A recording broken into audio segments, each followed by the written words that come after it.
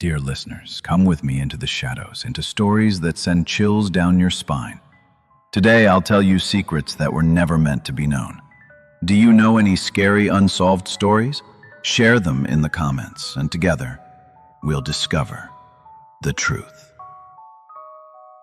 They say some buildings carry scars, not on the walls, but in the air.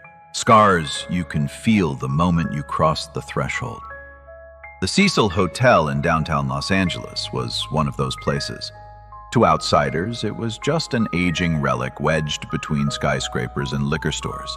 To the locals, it was cursed. And in 2013, it claimed its most mysterious victim. Elisa Lam arrived in Los Angeles from Vancouver, Canada. She was 21, bright, introspective, and traveling solo. Her Tumblr was a digital diary of someone searching for connection in a world that often felt too loud. She took buses, snapped photos, wandered bookstores. When she checked into the Cecil, she probably didn't know it was a place soaked in tragedy, home to suicides, murders, and serial killers. She was last seen alive on January 31st. When she didn't call her parents, they panicked. The LAPD launched a citywide search, canvassed Skid Row, questioned staff, but came up empty. Flyers with her face were taped to poles like ghostly reminders. Someone vanished here, and no one noticed. 2 weeks later, the police released surveillance footage from one of the hotel's elevators. That's when the story broke the internet. The footage was strange. Elisa steps inside the elevator, presses several buttons, then flattens herself against the wall, as if hiding. She peeks out, steps in and out, then begins making erratic hand movements, like she's arguing with something invisible. The elevator doors remain stubbornly open, as if waiting for a command they never receive. Then she disappears off screen. The doors finally close, and the world is left with more questions than answers. Conspiracy theories erupted. Some said she was possessed. Others believed she was being followed. A few blamed the elevator itself. Its refusal to behave like a machine suggested something was interfering. One fact was undeniable. Elisa had vanished without a trace. Then came the water complaints. Guests mentioned low pressure, black-tinted liquid, and a taste described as rotten. Maintenance was dispatched to the rooftop. That's when they found her. Elisa's naked body was floating in one of the 4 water tanks. Her clothes were nearby, soaked and limp. There were no signs of trauma, no evidence of sexual assault, and no drugs in her system. Her death was ruled an accidental drowning exacerbated by bipolar disorder. But that raised more questions. How had she reached the roof? The door was locked and alarmed. How had she climbed the tank, opened the heavy lid, slipped inside, and then shut the lid behind her? There was no ladder inside, no platform to stand on. The logistics didn't make sense.